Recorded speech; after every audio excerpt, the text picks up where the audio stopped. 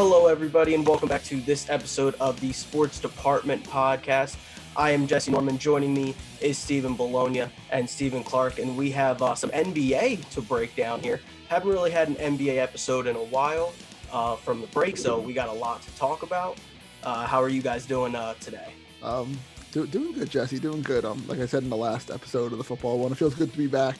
I know that break was well needed for a lot of us to just regroup and refresh because we did do a lot of stuff for this podcast over the last 5-6 months or so. But I'm happy to be back again to talk basketball this time. It's been a while, like you said. Yeah, I'm excited. New York Knicks off to a very good start. I know it's not going to last a while, but it's nice to have some team success after just like 7 years in the basement. So. Yeah, I'm just excited to talk some NBA. It's not looking bad for you. Football team made the playoffs. Knicks are doing all right. Looking pretty good over there.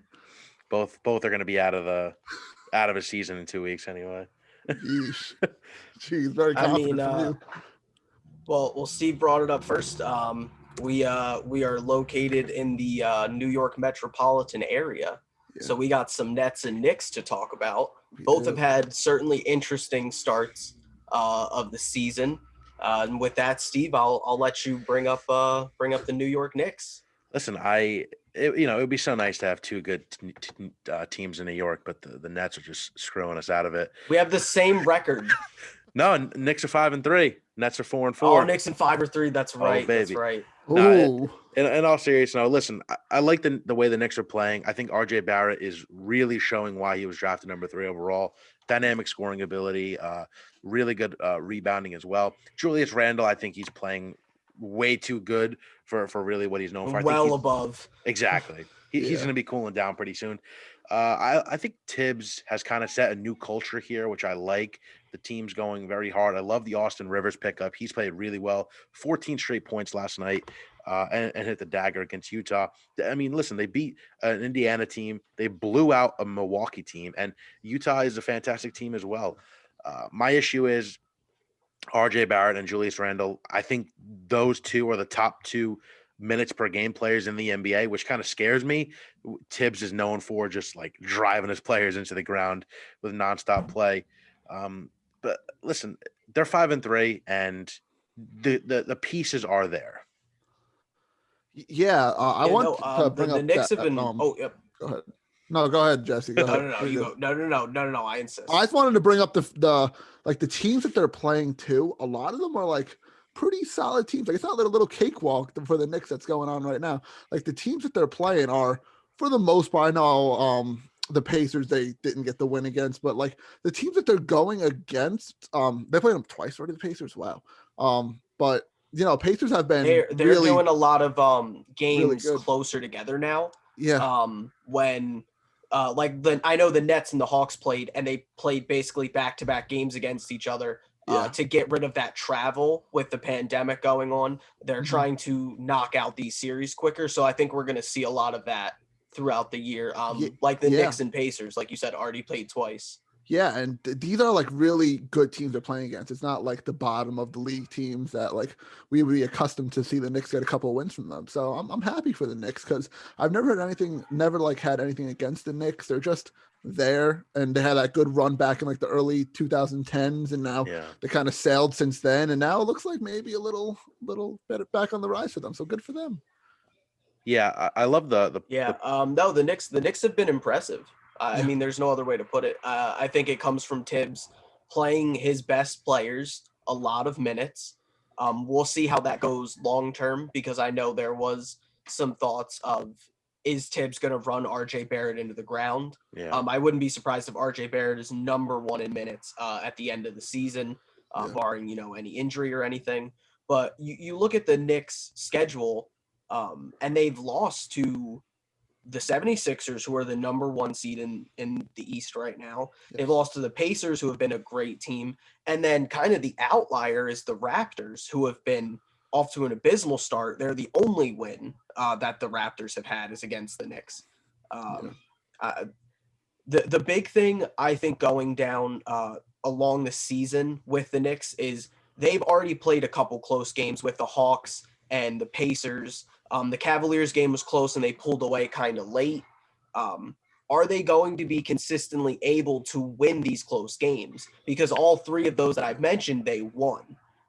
When it comes down to those clutch time minutes, that's where I think a lot of their season is going to make or break, because they're going to be competitive. And with Thibodeau, they're going to be a team that plays hard every night. So if those scrappy wins can continue to pile up, there's no reason that they couldn't slip in, as maybe a possible 8 seed. I agree. I give them from like the range of like 6 to 8 right now. Like it's very, very early in the season to be talking playoffs and all that stuff. But I definitely at this point, within the last like within the first 6 games or 7 games that they've played or whatever, I really, really like what they're doing. I think they can squeeze in, like you said, Jesse. Right in. I think they can. I don't want to get my hopes up. This is basically the same team player wise as last year. You add Alec Burks, 20-point per game score, not horrible. So I don't want to say like, playoffs. Okay, right now possibility, but I think the Knicks are going to come down to earth eventually. I'm going to ride this good streak while it's hot. I do really, really like Emmanuel Quickly, 25th overall pick from this year for them. He's providing really good minutes off the bench and pretty dynamic scorer. Obi Toppin's only played 1 game so far this year. He's down with a hamstring injury. But I'm happy to see RJ Barrett really showing why he was the number 3 pick in the draft. I believe he had 27, like 7 and 5 last night, just all over the place. And you love to see that from a young kid as well. Yeah. Switching to the other New York team in the Brooklyn Nets. Nets have got off to an interesting start. They blew out the Warriors in their first game, blew out the Celtics in the second game, lost a heartbreaker to Charlotte. They've had their ups, they've had their downs. My absolute biggest takeaway, as seeing pretty much every Nets game, they cannot get a defensive rebound to save their life. The second chance points and the wide margin in field goals attempted is not that of a championship level team. They let the Washington Wizards get 23 more field goal attempts than them. And that was a close game. And they barely That came won. down to the buzzer. Like, the offense in Brooklyn is fantastic. It's special. When Kevin Durant and Kyrie Irving are on the floor, or even just one of them is on the floor, it is a force to be reckoned with. When they go to the bench, they have a little bit of a problem with the offense, but the offense, there is no issue there. It is the defense and the rebounding that has been absolutely abysmal for Brooklyn. Yeah, I back to that Washington game quickly. That shouldn't even been won by them. They missed those 2 last little buzzer beater shots, so I wouldn't worry about that one. They've lost like little flukes here and there, but those are the games that you do have to win in order to be high seed in the playoffs. You have to win those type of games. And I know you wanted to talk about the defense more, but I'll talk about the offense. It feels like the Nets is just Kyrie and KD. I feel like they do need to like spread the wealth a little bit, just to like, you can't always. I know it's great to have 2 top superstars, and it's always great to rely on your superstars, but spreading the wealth just a little bit. There's a lot of talented guys on this Nets roster that aren't like the big money name markets. Like you have the Karis LeVert, Jared Allen, all those guys, Joe Harris, a bunch of good guys. They need to just spread the wealth, and if they start spreading the wealth, then they're not going to keep going towards KD and Kyrie, which will leave them open sometimes. And then I think you accumulate more wins over time. But I like what they're doing so far. It's still very early, but I do like what they're doing. Listen, this is a Nets team that blew out a Boston Celtics team by 20 plus points. They put up 145 a couple nights ago, which is unheard of. 145 points is incredible.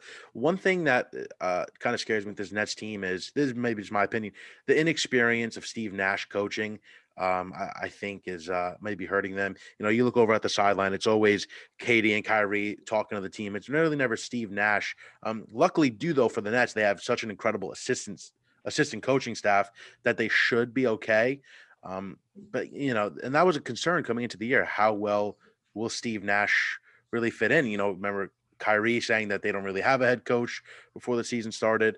But again, with Katie and Kyrie, you're going to make the playoffs. You're going to have a deep run. But with the Celtics and 76ers looking so well, it's going to be a long road. Yeah, no, the Nets still have a lot to put together. You want to say they've struggled early on, especially in certain parts. It's Karis LeVert has not played up to the level that he really should. No. The DeAndre Jordan thing is starting to really start to divide because I'm sorry, Jared Allen is so much better now. Oh, yes, you can't make the argument. Jared Allen locked up Rudy Gobert in the Utah game without Kevin Durant because he's doing the 7-day quarantine that he has to. The Nets absolutely obliterated the Jazz. And that started a lot with Jared Allen's ability to limit Gobert and put up 19 and 18.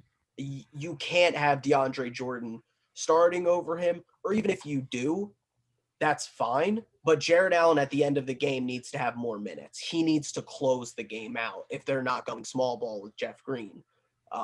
He has been the significant better player. And as of this year, in the minutes that he's gotten, he's been a top 10 center in the NBA. He's been very impressive. And Karis needs to step up. And I think when LeVert finally does find his shot and find where he fits into this whole role, because he's now been asked to go from the number one option on the team in the bubble to coming off the bench as running the offense when Kyrie and Katie aren't out there. So his role has switched a lot too. He needs to figure that out. But the flashes that I have seen from Brooklyn are astonishing. Like when they are clicking on offense, it is absolutely insane.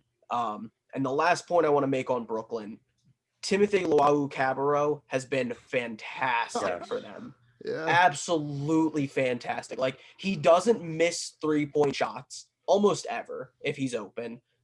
He's been fantastic on defense. If he can limit the fouls, he is a legit starter for this team when they need defense and when they're struggling to move the ball.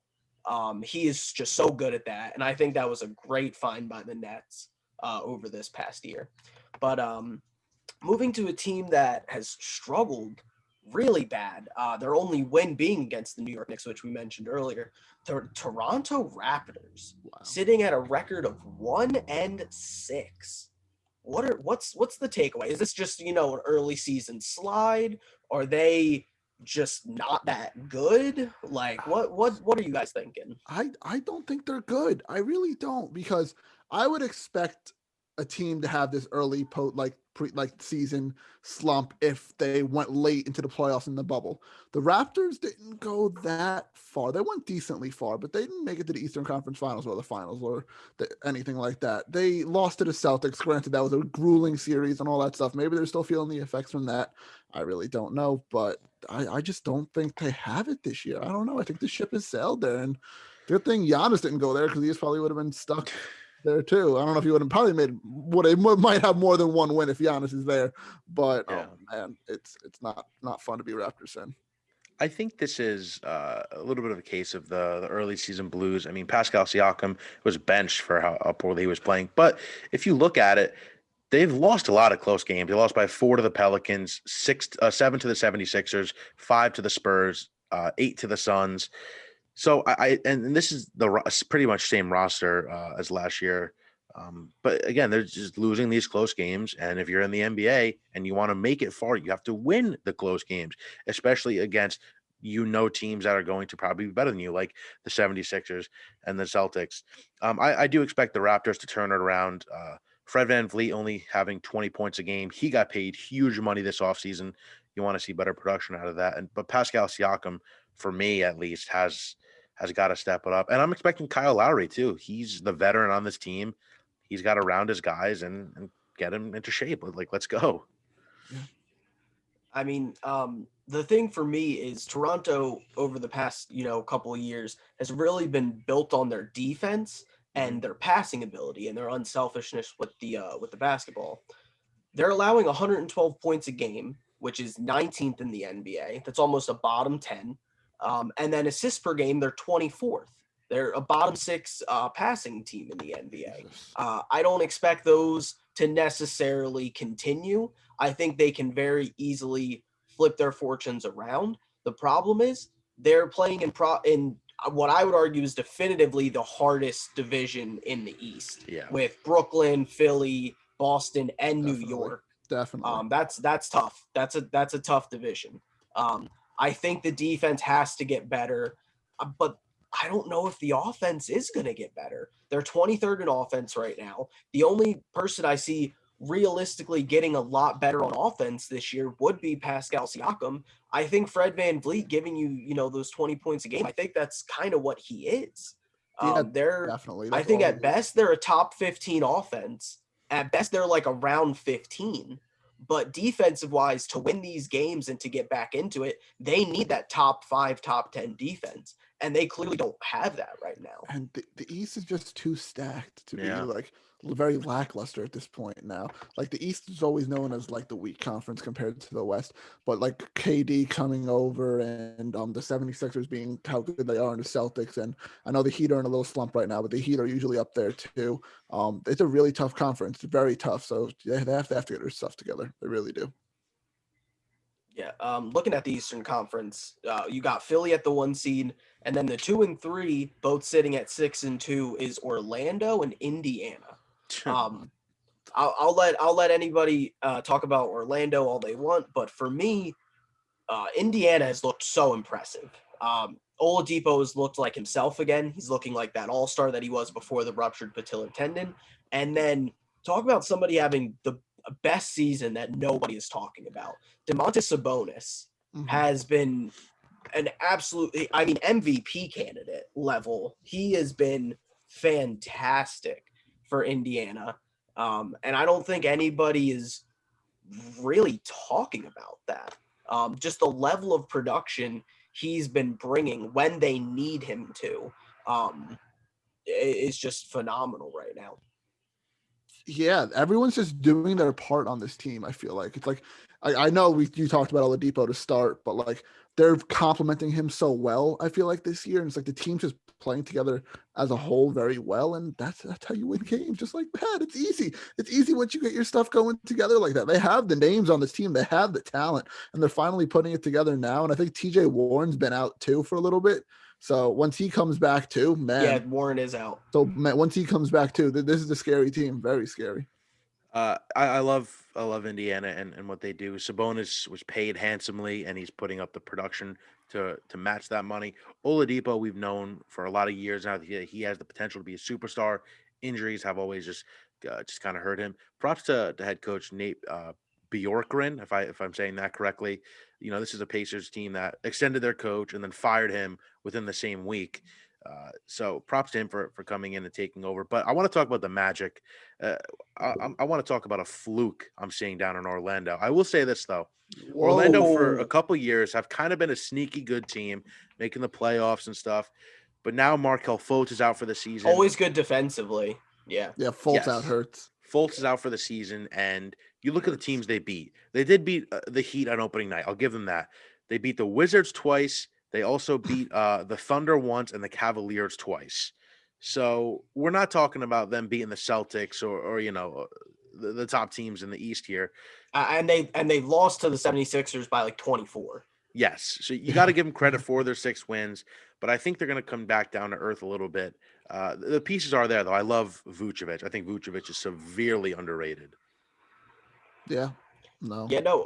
Orlando's good at the things that they've kind of been good at for a while, and that's they're really good on defense. They have the top 7 defense in points allowed. They're really good at rebounds. They're top I think 7 or 8 in that. But similar to Toronto, their offense is what normally struggles. So we're going to see how that offense is going to continue, especially with losing a top 2, top 3 offensive player in their rotation in Markelle Fultz. I do think they are going to slip back down.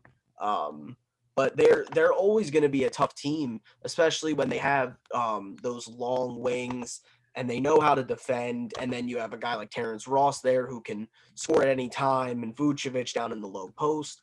But if you're telling me right now Orlando will finish as a top 4 seed, I'd say absolutely not. No way. No, I don't. They might just squeeze into the playoffs too. They're in that realm down there. If I had to pick a team to like that's in that range to like be over Orlando, I'd pick like the Hornets or something. I feel like the Hornets have a young, fun team to watch, and I feel like they'd like beat them out for like an 8 seed or something like that, or even the Knicks at this point. But I don't know. I'm not buying into it yet. I'm really not. All right. We've mentioned them a bunch of times. Philadelphia, they're the 1 seed, only lost one game so far at the moment of recording. They have a game with the Nets tonight when we are recording this. But Philly has been impressive. And I said before the season started, Philly was highly undervalued. A lot of people thought they were closer to middle of the pack than championship contender. And I said, if they make this work, if Doc Rivers can make this work, they have a much better constructed roster than they ever have in the past because Daryl Morey came in and he's an actual GM who actually understands things, even though he's the president and not the GM because they just let Elton Brand have that job, even though he doesn't do anything. But Philly has been good. They have really, really liked the addition of Seth Curry for Josh Richardson. That has been a great get for them. Shake Milton has played well. Joel Embiid, Ben Simmons. I mean, they're putting it together. I think you said it best, Jesse. It was the off-season additions that really helped this team out. Like they were always there. They were always a top 4 team in the East, but this is putting them into like the super team category. Good for them. I see them staying up here, like very, very close to the top 3 throughout the whole season. I don't see them falling off too much. They're just playing too good, and if they can continually do this stuff, they have a really, really good chance to win the East, I think. Yeah, I think barring any major injuries, this team finishes as a top 4 seed no matter what, with one not out of the question at all. I always said that. I always thought that Joel Embiid, when healthy, was a top 2 big man in this league. Just such a amazing physical presence he brings, and his offensive ability is incredible. I think Tyrese Maxey was a steal at where they got him in the second round, end of the first, excuse me. But I Yeah, they just got him at like 20 or something 21. like that. But which is a steal in my opinion. But Doc Rivers, I mean, the Clippers fired him and he found a new job, no problem, and taking advantage of it. Yeah. Yeah. The one caveat I want to have about the 76ers is their schedule hasn't been that hard. So I don't want to look too heavy into that. Tonight's a big They've test. played the Wizards twice. Tonight is a big test, but I don't want to go too heavy on that because they did just play last night against the Wizards and had a huge game from Bradley Beal that they had to contain. But when you look at their schedule, they beat the Wizards twice. One of those being a very impressive win where Bradley Beal dropped, I don't like 60 something. He was absolutely ridiculous, but they pulled that win out. They beat the Hornets twice. They beat the Raptors, who have been bad. They have beat the Knicks, who have been good, and the Magic, who we'll see what they kind of are. But that being said, I still think they've put themselves in a very good position early on. That it would not surprise me at all if at the end of the year they were number 1 in the East. I think that's what a team like Philly should be built for. They're young enough that all their players should be able to really play.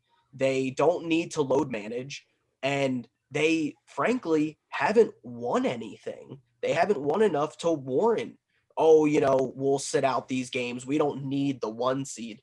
I don't think that necessarily works for Philly because, again, they haven't really won anything in the playoffs with this core group. So I think they should go for the 1 seed.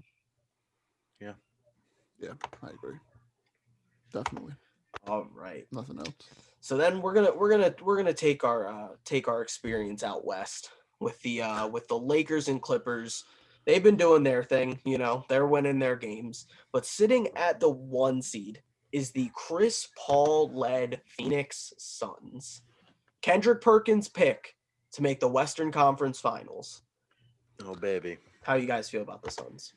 I, coming into the season, I was kind of skeptical. I thought they were a little overhyped, but a huge factor in this has been their play from their 3 and 4 with Cam Johnson and McCall Bridges. McCall Bridges playing out of his mind, both offensively and defensively. They've beaten some good competition too. I mean, beat the Nuggets, the Jazz, Pelicans, Kings, Mavericks too on opening night.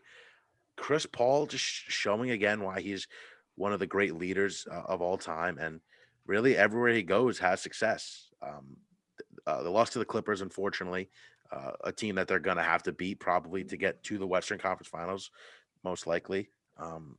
But give credit where credit's due. 6-2, and they've played really well. Yeah, they're doing it with defense too, and I like that. I think when you're a team that needs to get back in the fold of things, Phoenix has been bad for as long as I can remember. Oh yeah. I can't remember the last time Phoenix was good. I was thinking is like the Steve Nash era, pretty much, which is a long time ago. But they have the number one defense in the NBA. They allow the lowest points. Their offense, I think, is going to continuously get better too. that's the Jay Crowder so they effect are right a there. dangerous team. That defense. Jay Crowder. Oh yeah, that was a very underrated signing for them. It is. But no, I think people have to put more respect on Chris Paul's name. Put him in like something like he has to. A little Hall of risky Fame. saying this, but one of the best top point guards all time. Not the best. Not easily. This put more respect on his name. Look how he turned around this team. I think Chris Paul doing this, what he's done with Phoenix and with Oklahoma City, is more valuable, like showing how much more valuable he is than if he were to go to the Lakers and win a championship. I agree. Because I've seen Rondo go to the Lakers and win a championship. I've seen guys, jump on, but Chris Paul has gone to two organizations, and Oklahoma City, everybody said they were bottoming out. He kept them within contention.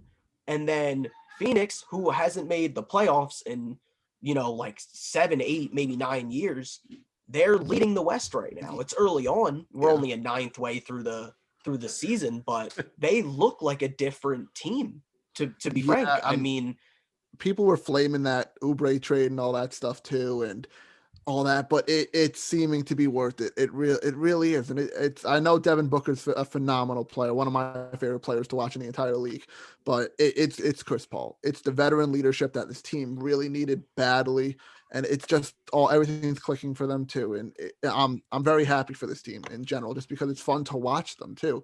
It's not just like that they have like the stars and all that fun stuff. They're really good, both sides of the ball, really good basketball team. Yeah. And I expect, honestly, I think more can be done with DeAndre Ayton going forward. He's only playing about 30 minutes a game.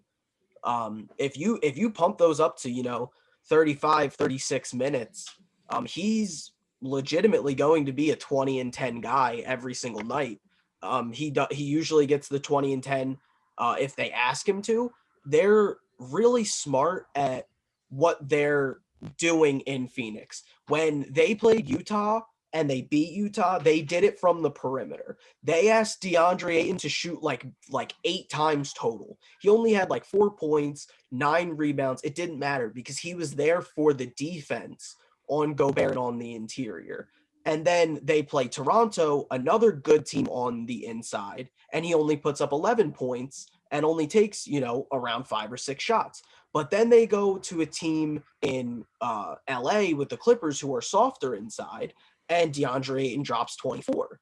They did lose that game, but I think their game planning and what they're doing going forward shows the signs of a good, well-coached team, and a team that I think has Chris Paul's fingerprints all over it. I agree. Yep, I agree too. All right, so we got about 9 minutes left here on this Zoom call. I just want to know, anybody's season, we should just call it, just blow up the pieces, move some things around. I got one. Okay. I'm sorry. Washington, stop. Like it's clear it's not. It's clear it's not working. Even if somehow they now get into the playoffs, like they got 23 more shot attempts than Brooklyn and beat them by like 2. They got absolutely like one of the best offensive performances in the NBA over the past 10 years by Bradley Beal, and they lost the damn game. Yeah, Russell has been the biggest blessing and biggest curse to that team that is probably ever happened. That's you expect to get Russell Wilson on your team. Russell Wilson. Whoa, Russell Westbrook. Hold up. They Wrong wish they podcast. had Russell Wilson. I bet Wilson. he'd probably pass the ball. But anyways, no, I agree with that. The Wizards are just. We thought it was going to be a fun year for them, at least making the playoff spot. I doubt it. I doubt they make the playoffs. I think the Timberwolves are a little embarrassing to start the season. I mean, they're 2-5. Yeah. This is a team with D'Angelo Russell, Karl Anthony Towns, number 1 overall pick, Anthony Edwards, and they're just not getting it done. I mean, D. Russ is obviously very good at 19.1 points per game. They've lost to the Nuggets twice, the Wizards, the Clippers, and the Lakers. So I will give them a little bit of slack there because they have lost to some stiff competition. But they're not even keeping it close. And there was so much hype around them coming into the season, and it's just hasn't been there. Yep. Yeah. Going off with the Timberwolves, the worst point differential in the league, on average point differential of minus 12.4. They've lost 5 straight. They don't play defense at all. Opponents are averaging 120 against them. That's that's crazy. That's crazy. It's the highest. That's the highest in the NBA. It's crazy. It's really bad. As far as I'm concerned, also, the Detroit Pistons. Horrible. Killian They're Hayes, I horrible. think, out for the year now. It's not. Yeah, and that was their one big thing coming into the year. Jeremy Grant has looked good, but it's not really going to do much for them. If they have any pieces to trade them. Blake Griffin's still there, isn't he? Yeah, somehow. I don't even know if he's playing really that much, but I don't think try so. to trade him. A team that potentially season could be over before it even got started, sadly, is Memphis with John Morant's injury. He could be out 3 to 4 weeks. If they lose every game like I kind of expect them to with him out, they could be way behind the 8 ball and might not be able to make it back. I agree. I think. What? Go ahead, Steve. Go ahead, Clark. Mets fan, go first. You guys got Mets fan. I wanted to bring up a different team. So if you're still talking about this team, no. Definitely. I was gonna bring up the Bulls. I was gonna bring up the Bulls. I think they're kind of done too. I think it's just Zach LaVine. Zach LaVine put up like 49 points one game. That's all they have though. The people that they've beaten aren't that impressive either. It's the Blazers and it's like the Wizards basically. And then they lost to by a lot to the Pacers, and the Warriors beat them by a point. But anyways, I'm not a believer in the Bulls. I just don't think they have what it takes this year. LaVine is playing great, but as a whole, it's just I don't feel it. I'm not feeling it. Yeah. I want to bring. I don't think they have the defense to get it done. Period. Chicago doesn't have the defense, and LaVine. I mean, I like LaVine as a scorer, but on the nights that he gives you 40, most likely he's given up like 25. Exactly. It's tough. He's showy. He's very showy. It's just he makes the numbers look nice and then doesn't do the rest. I wanted to talk about a stat that I saw. It was something like along these lines of there have been the most 20-point plus wins at this point in the season than there ever has been before. And I don't know why. I don't know if it's just been that teams just aren't really like prepared well for games or whatever. I know it's a COVID season and there's much bigger issues on the table, but I just thought that was a really interesting stat. Because there's been a lot of blowouts. I think more so than ever, especially right now, was like a team that is down at half. I feel like if they're down like 10, 15, they're kind of shipping it in. Like Utah against Brooklyn the other night, down, I think 15 at half. They end up losing by like 30. We've seen teams, go into half with a pretty big deficit and the just Clippers kind were down of, 50 let at it half. go. Yeah, they were. Yeah. Against Dallas. Yeah. I think it's a thing of teams being so early in the season that they're still not necessarily taking it seriously, which is kind of a worry because this is a 72 game season. It is 10 games shorter. I think that's kind of the basis of it. Yeah. I agree. All right. Well, that's going to wrap up this edition, the Sports Department Podcast. Clark, let them know. Oh, baby, that's right. Well, thank you guys, of course, for listening to this episode of I almost said it, the Sports Department Podcast, like you said, Jesse. We do appreciate you guys listening. Us three do. So do Justin and Joe, who aren't on this podcast with us at this moment. But make sure you guys never miss an episode. So subscribe on YouTube, Apple Podcasts, and Spotify. Follow us on our social medias on Facebook, Twitter, TikTok, and Instagram at Sports Dept Pod. I think we changed it to Sports DEPT Pod. So follow us on that. I think Justin changed it on like Twitter. So I'm like, oh, okay. I guess I had to change everything else to that now. So that's what happened with that. So I changed it to that. So like I said, Facebook, Twitter, Instagram, TikTok, that's the username. Not saying that again. We have a football playoff predictions episode coming out, super wild card weekend. We're probably going to break that down eventually. Most likely a wrestling recap is coming this week since we've been away from that for a while. So those three for sure, and possibly a baseball one coming really soon because of the whole Mets news breaking out. So we just did a hockey one too. Oh yeah, hockey one too. That's recorded? Yay. Yeah, it's done. All right, got to wait for Justin to do that. Hurry up, Norman's favorite, hockey. We all love it. No, we don't. Steve likes it though. But hockey, that's coming really soon too. So stay tuned to all that fun stuff, and we'll see you in the next episode.